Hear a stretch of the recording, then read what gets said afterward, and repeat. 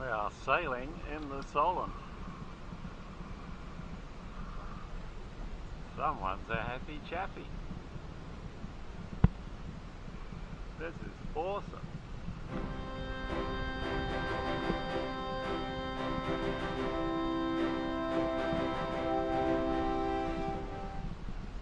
It's awesome. Hello everyone, that was a clip from our first sail on the Solent after the spring lockdown was removed. It was great to get out on the water. So here we are in Gosport.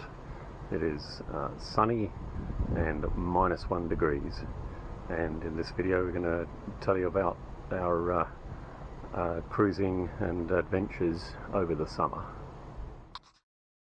Zen again was hauled out at Endeavour Quay, and as you can see they can handle much bigger boats than us. All of our through hulls and seacocks were replaced, and many hoses. We also replaced our shaft seal, and we replaced the cutlass bearing, which had about 1 millimetre of play in it by that stage, and we entirely replaced the propeller, fitting a auto prop self-pitching propeller, and finally we fitted a new gated exhaust valve. The hull was repainted with copper coat, and here you can actually see Hugo Boss von the Globe race boat in the background, and we relaunched ready for our summer adventure. When relaunched, we sailed straight over to Osborne Bay on the Isle of Wight, where we spent several days anchored waiting for a weather window. When we did leave, I misjudged it completely, and we were swept by the tide into the Needles Channel much earlier than expected, and it ended up being an exciting trip.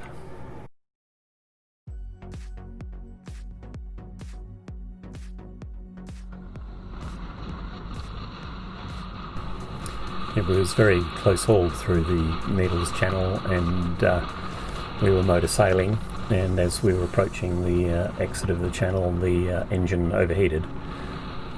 We shut it down and continued to sail across to Studland Bay, where we ultimately successfully anchored under sail and investigated the problem. The impeller was okay, and what we concluded was that an airlock had got into the system due to the pitching of the boat in the Needles Channel. We spent 2 days in Studland Bay. The weather cleared up as we fixed up our engine. We were entertained by the RAF, and we dinghied ashore to replenish our water supplies.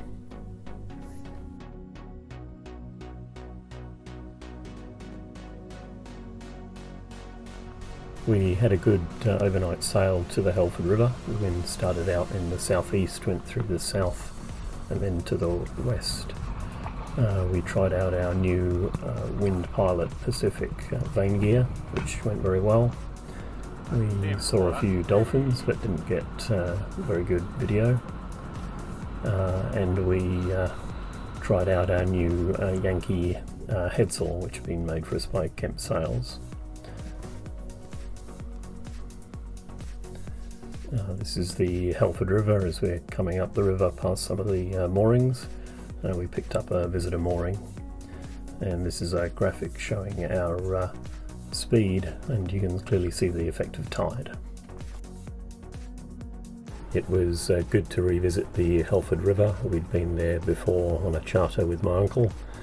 We explored the town, went to some of the pubs we'd been to previously, although this time they were under COVID restrictions, and it was great seeing so many beautiful old boats.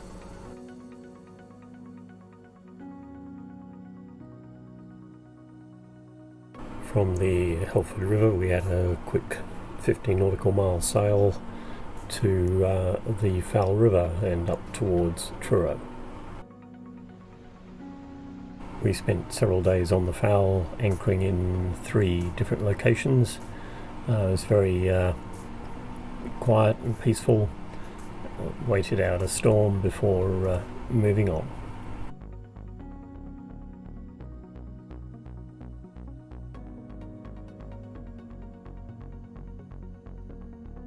The 30 nautical mile passage from the Fowey River to Fowey was in light winds. Gave us a chance to try out the wind pilot vane gear in those conditions. As you can see, quite low cloud and occasional banks of fog came over. Here we are arriving in Fowey. We picked up a visitor's swing mooring, and the following morning it was bright and sunny. We enjoyed watching the boats going by and then rowed ashore. It's a very pretty town, and we had a marvellous pub lunch overlooking the river and walked out to the headland. It's a lovely town to visit.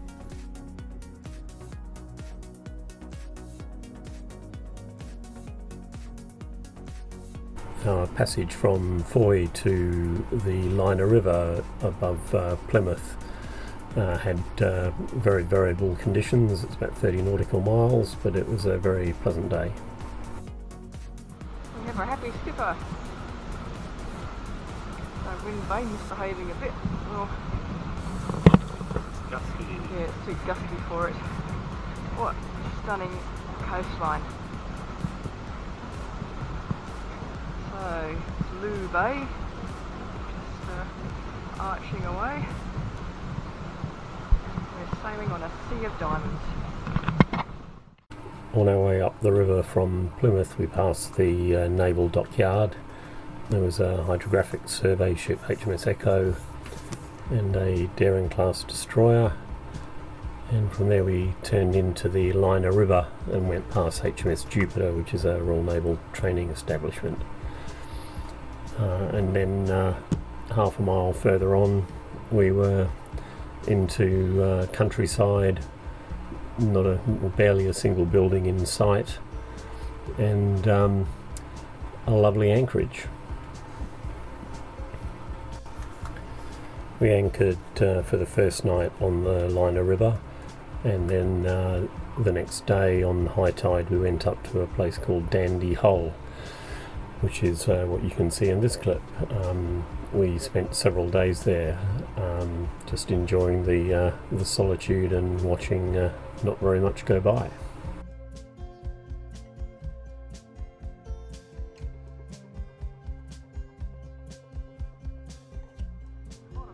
From the Lynher River we sailed down the river past Plymouth and across to Newton Ferrers. It's another location that we visited with my uncle on a charter boat some years ago. It's a very pretty village. This is a view from the yacht club in Newton Ferrers, and one of the pubs that we visited.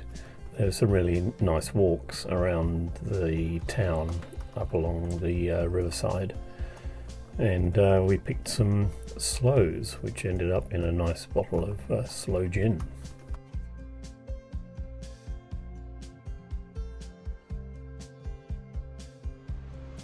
Our passage from Newton Ferrers to Salcombe was in very light following winds and heavy foggy overcast, as you can see.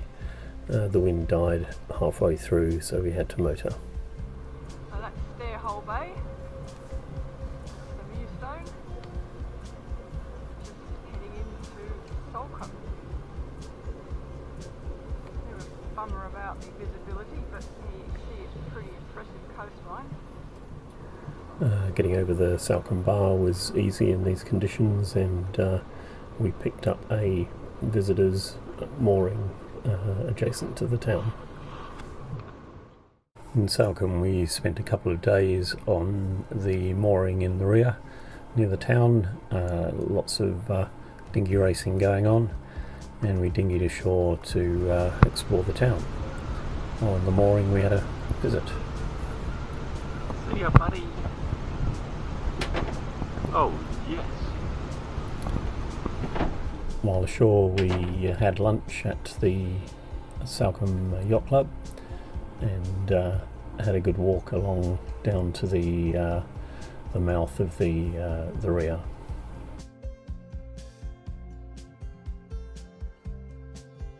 The following day, we motored up the river away from the town, found a very nice quiet spot and spent several days up there. Some days were bright and sunny, others were less so.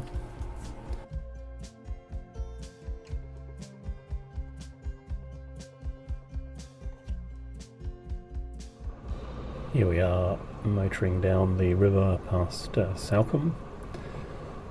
We had a very nice sail to Dartmouth. It was a fairly sunny day with light following winds. You can see where we jibed there. The winds were light, but they were sufficient. It was a lovely sail. Start point in the distance. Arriving at Dartmouth. Arriving in Dartmouth, we motored all the way up the river to a place called Ditsum, where we took a mooring. These are shots on entry to Dartmouth, and here we're motoring past Dartmouth. There are a lot of moorings, a lot of yacht clubs, and we thought we'd like to find somewhere quieter. So we ended up rafted up on a swing mooring in Ditsum.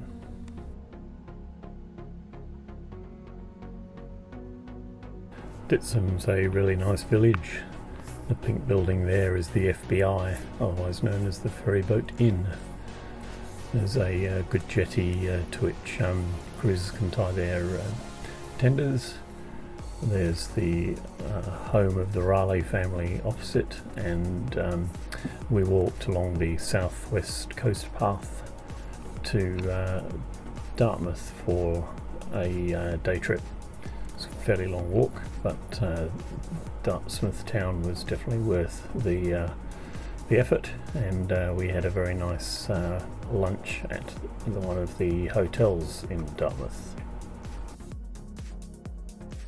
After waiting out a frontal passage, we sailed around the corner to Brixham.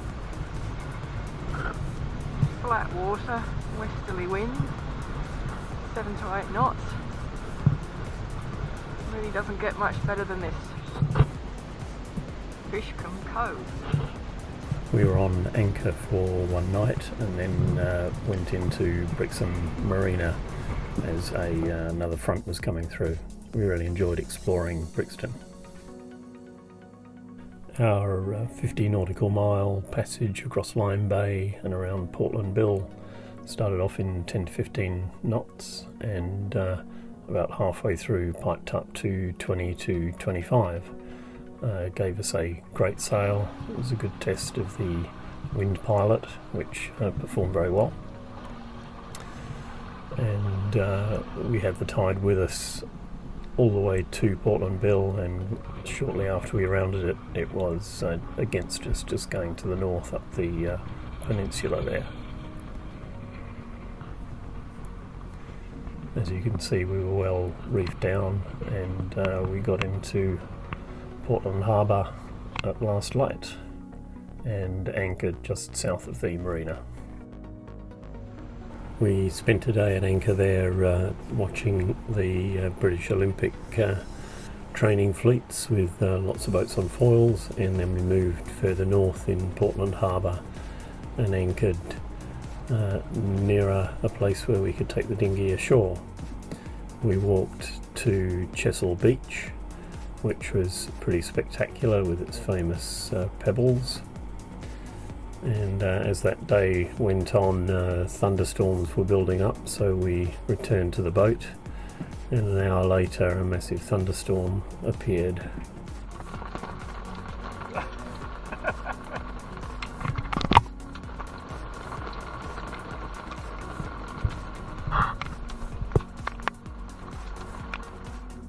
The next day we walked along the west or southwest coastal path into Weymouth, spent the day there and went back to the boat, and the next day took the boat around there.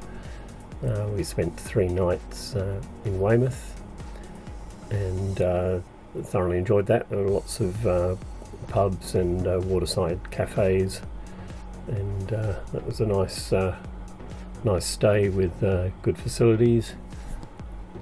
The nearby beaches are pretty well maintained, and the fishing fleet was lots of small boats, but quite interesting.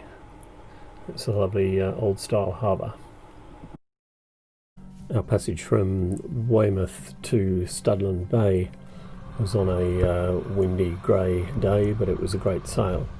We had hoped to go into Swanage, but the weather didn't look too great there, so we pushed on. Studland Bay. Because Swanage just looked a little bit too rolly. In Studland Bay we spent a day ashore, walked along to see Old Harry Rocks before motoring around to Poole Harbour. Poole Harbour is a pretty large harbour. We went for a bit of a tour around and then picked a spot south of Brownsea Island to anchor, and it was so nice and quiet we stayed there for several days before moving on. We moved on into Poole Harbour itself, which is seen here. We just motored up the river and turned around and came back to go into the marina where we needed to get some provisions. Also had a nice pub lunch here.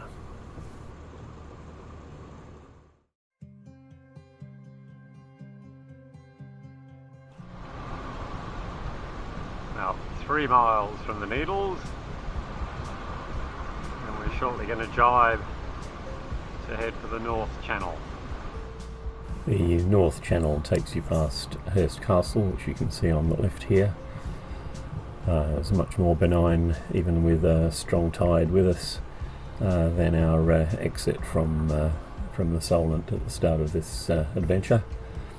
And here we are going into Newtown Creek. Newtown Creek is on the north side of the Isle of Wight. There's a lot of wildlife there. It's a very quiet, peaceful spot, apart from when it's filled up with yachts. Several days we were there watching other yachts anchoring. It was quite entertaining, but in the evenings it was a very pleasant place, and it was a nice way to end our shakedown cruise. And here we are re-entering Portsmouth Harbour at the end of our adventure. So that was the summer of 2020 aboard Zen again. Since then we've been under various COVID restrictions and we're pretty much locked down over Christmas. Let's hope that 2021 is a better year for all of us. On Zen again we're looking forward to resuming blue water cruising in the spring, and we'll be reporting on that as it happens. Happy New Year, everyone.